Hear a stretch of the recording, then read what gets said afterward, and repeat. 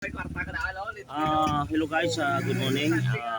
Andito ako ngayon sa stable namin sa mga single. So, no, ito yung mga usapan dito ay totoo. Hindi ito nakarating kami sa usapan na si Bro Atan at si Papang Joe ay hindi pa sa ganitong edad, hindi pa nakasakay sa eroplano. Kaya yan sila.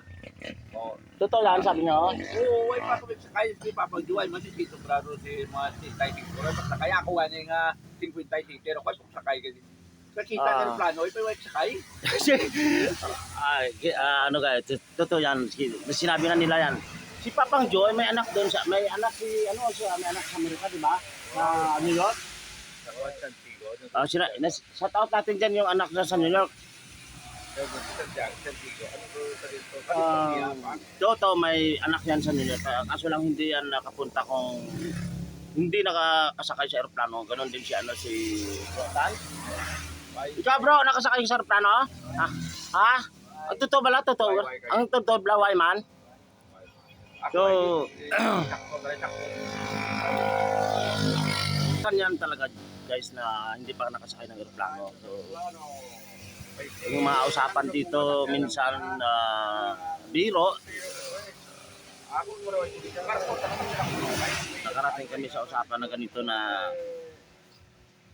masakay ka na sa pal pati ko. Di pa way mo dayon.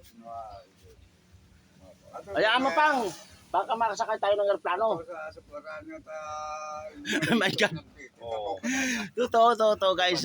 So totoo to. Shout out ko yung yung nakaibigan ko sa sa Anilao. Barutaknoy po. Mabuhay po tayo. May dapat akong sabihin sa mga pamilya ko, hindi ko na mga Aritalia family. Shout out ko kayo. Umadhay family. Ancho family sa Anilao. Hindi ko nabanggit yun yung lolo ko na dating mayor sa Anilao, hindi ko nabanggit yun. Sorry sa Ancho family. Amapli family, shout out to kayo lahat. Mga Bayuna family dito sa Bartasoy po, Xiaotong family. Shout out din pala si SB member Manny Xiaotong.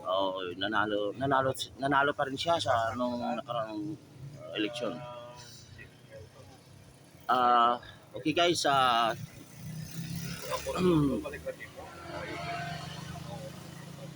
hanggang dito muna yung pag vlog ko. Yun lang ang binahagi ko na yung ganitong taong hindi pa nakasakay ng plano. Good morning guys. Have a nice day. Stay safe tayong lahat. God bless you all. I love you mundo.